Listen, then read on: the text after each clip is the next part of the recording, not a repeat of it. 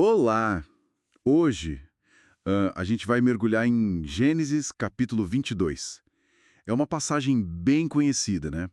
Mas que, nossa, sempre gera muita conversa. Fé, obediência, até onde vai um teste divino, essas coisas. E a história já começa assim. Pá! Deus testa Abraão. E que teste, né? Pois é, o comando é chocante. Pegue seu filho, e não qualquer filho, né? Seu único filho Isaque, a quem você ama, e para quê?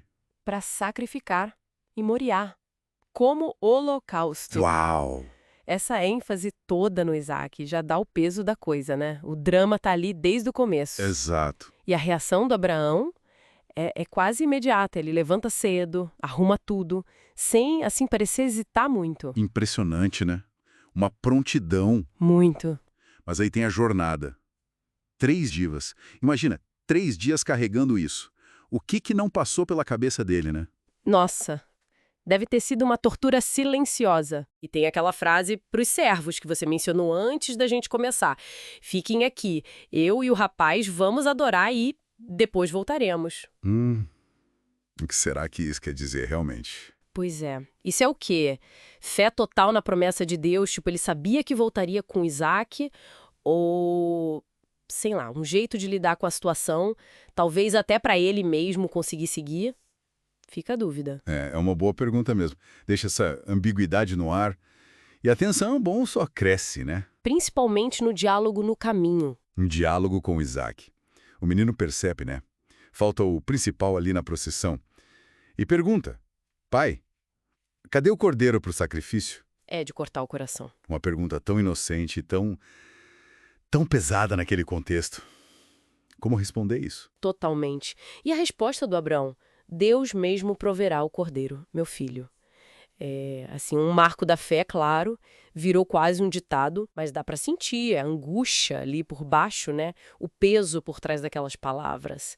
Com certeza. Não deve ter sido fácil falar aquilo. De jeito nenhum. Sem dúvida. Aí eles chegam no lugar determinado e a coisa acontece rápido, né? É tudo muito... Metódico, quase mecânico. Altar lenha. Amarra o Isaac, coloca ele em cima da lenha e aí pega a faca. É o ápice. A tensão ali é... Nossa, difícil até de imaginar o silêncio, o momento. E bem nesse instante, Vem a voz do céu. O anjo do Senhor. ufa, exato, impedindo tudo no último segundo. E olha a justificativa, que é a chave.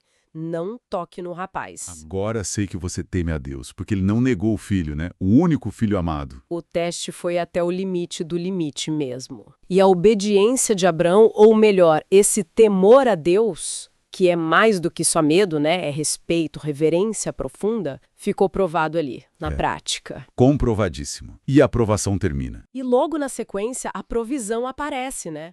Quase que materializada ali na frente dele, como ele tinha dito que aconteceria. O carneiro, preso pelos chifres no arbusto. Isso.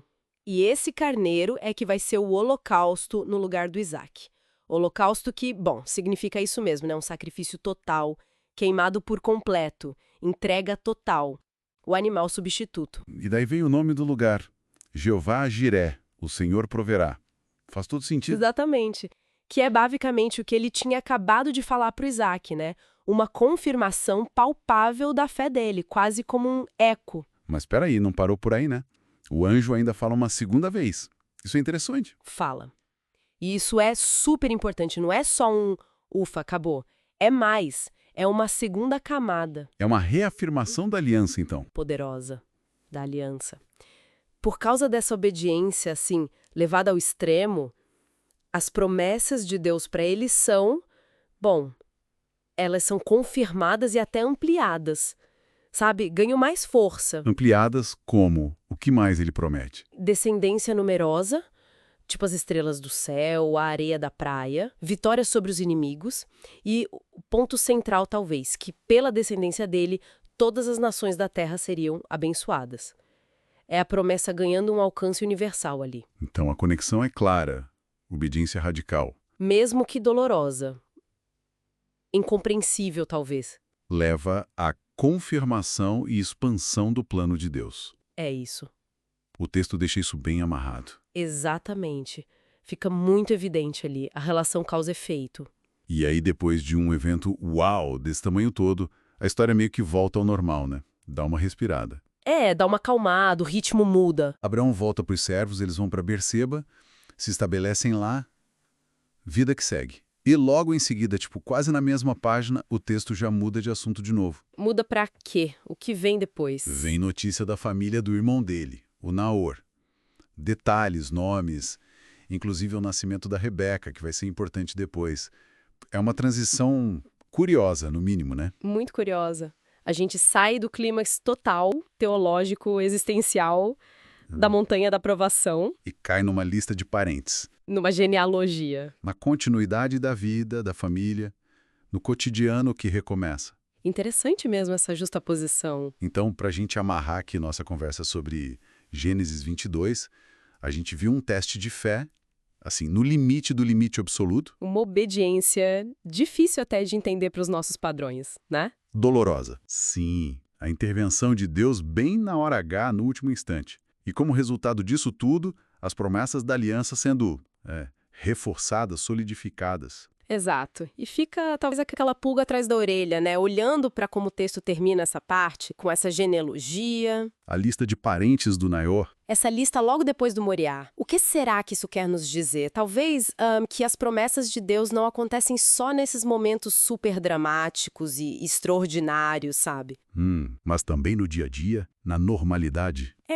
Na continuidade da vida comum, no nascimento de crianças, no crescimento das famílias, nessas conexões humanas que, no fundo, que vão carregar a promessa adiante, garantindo o futuro dela. Interessante. Fica aí pra gente pensar, né? Como o extraordinário e o ordinário caminham juntos nesse plano maior.